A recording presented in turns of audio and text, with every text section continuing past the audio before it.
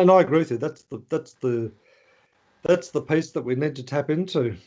That's the piece, and it's there. I know it's there.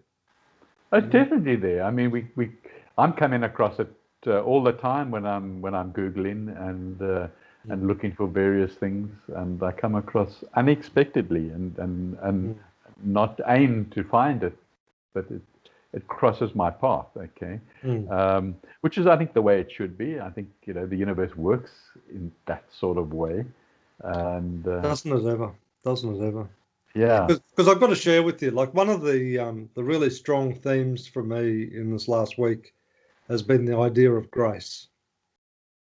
Mm-hmm. And for a long time, I used to think about grace was something that would come into your life at certain times or whatever.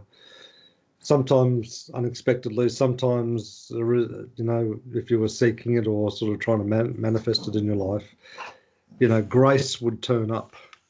Right. But it's not.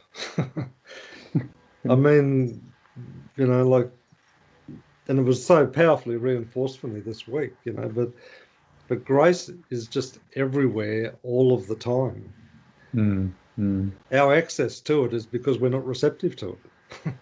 Yeah. And the more that we become receptive to it, the more freely it flows into us, So, and that's sort of been sort of driving, I guess, some of my sort of contemplation around this business planning process is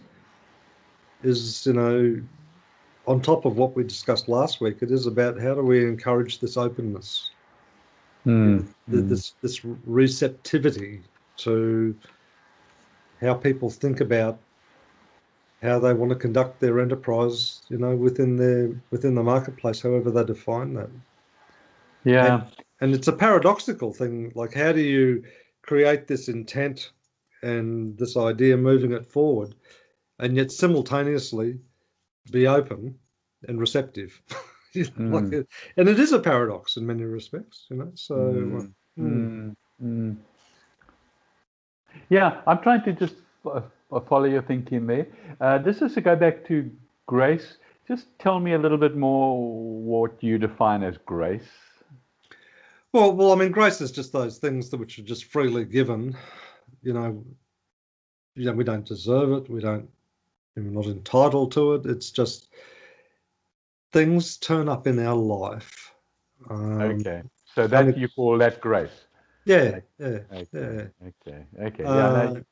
Now you've clarified it. Okay.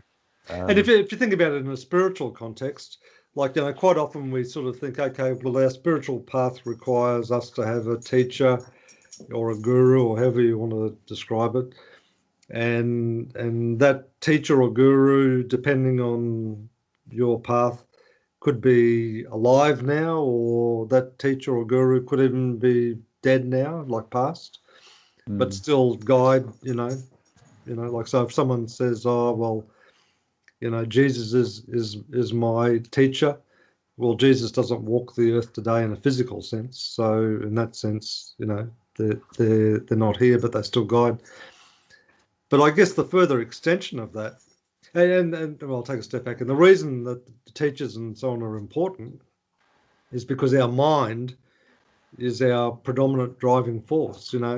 We need to be convinced of things in our mind, and we need to have teachings, and we need to have experiences, which it all happens within the mind. But I was sort of thinking that if you get to this level of receptivity, where it's not dependent on thinking, it's just you're open to the entirety of the experience which is unfolding before you, then grace is everywhere. Like, it's just... So you're graced with that information. Yes, absolutely. Yeah.